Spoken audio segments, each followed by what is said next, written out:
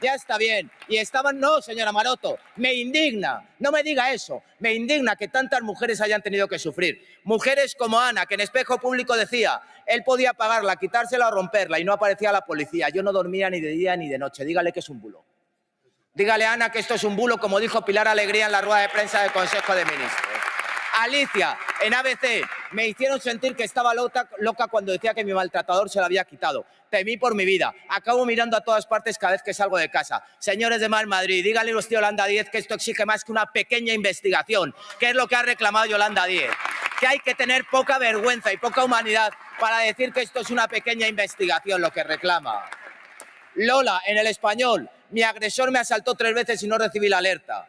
¿Y dónde está Pedro Sánchez? ¿Dónde está el presidente del gobierno? ¿Han escuchado ustedes algo del presidente del gobierno? Nada, nada, la cobardía personificada. Lara, en El País, aquí no ha saltado nada, él no está cerca, pero me decían, pero la pulsera pitaba y pitaba. Es como si estuviera loca y completamente sola. ¿Y saben lo que ha dicho la ministra de Igualdad? No se preocupen, estoy bien. Eso es lo que ha dicho la ministra de Igualdad. No se preocupen, estoy recibiendo cariño. Porque la ministra de Igualdad, porque Pilar Alegría, porque Pedro Sánchez y porque Yolanda Díaz se consideran por encima de estas mujeres maltratadas. Se consideran que están por encima de las mujeres agredidas. Y por eso son incapaces de pedir disculpas y de asumir algún tipo de responsabilidad por haber dejado a las mujeres españolas.